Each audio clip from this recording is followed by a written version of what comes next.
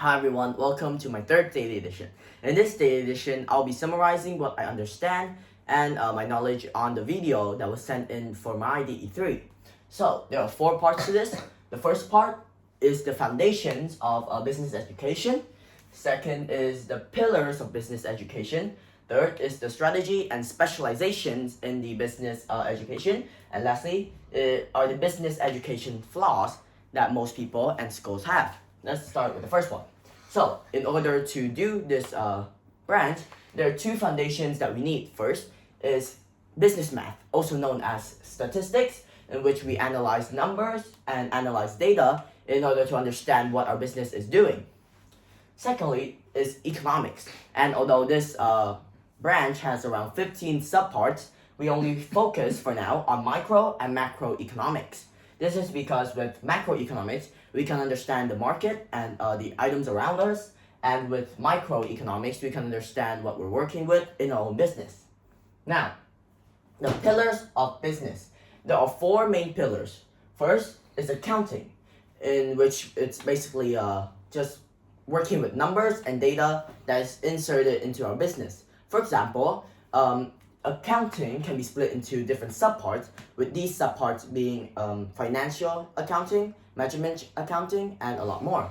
So accounting mainly works with finance and managerial data because accounting is basically just the managing of data of a business. Secondly, is finance. In this pillar of business education, we learn about how to manage our assets and debt. So assets here, which literally means just our cash, electronic money, and other assets such as capital, investment stocks, etc. Next is marketing, in which we learn about how advertisement works and how our customers and community understand us. So I think an important sub-branch of the marketing is growing our brand, which I've already covered last week, I believe. Now, the last pillar of business education is management, in which we manage our people, our assets, our literally everything, because management here is just managing the business as a whole, and it's a crucial skill that is accompanied by all of these. So the important thing to note is that we cannot learn random sequences. We have to learn from accounting, and then we learn finance, and we learn marketing, and lastly we learn management, because accounting, let's say, for example, accounting provides the basis and understanding as in the foundations for finance, finance for marketing, and marketing for management, and etc. Now, for the third part of business education, which is the strategies and specialization. So, there are a lot of common strategies, such as learning more about international business laws, which basically just helps us understand what we need to understand in order to accomplish and expand our business internationally. So it also includes the pillars of business, which mainly help us to expand our business internationally. So for extra specialization, the video recommends that we also learn computer programming, database management, as well as business law. So I think business law here is referring to how people act in business. For example, the laws on competition, the laws on competing, and the laws on how ethical a business can be. So for example, if I were to run a makeup company, for example, I would have strict ethical laws put on my company or business, because animal cruelty is a really bad thing. So people would limit or reuse it. Now, for the last part, business education flaws. There are 2 parts to this, which are the flaws in the schools and the flaws in the students.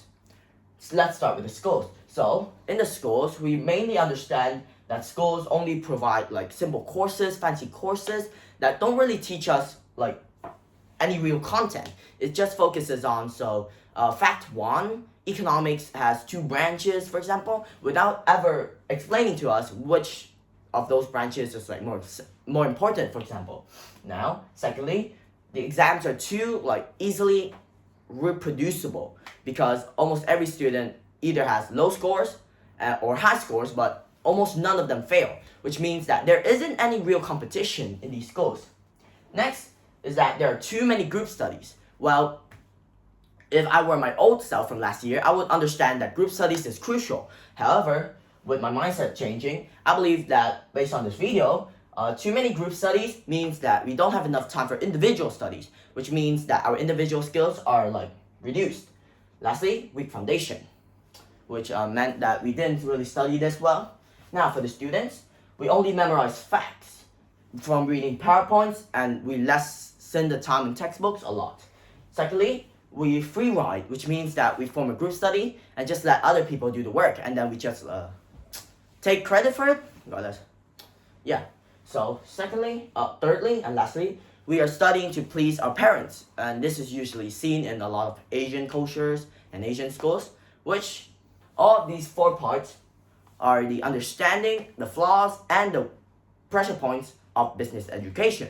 So that's all for my video. Thank you for listening and have a nice day. Bye.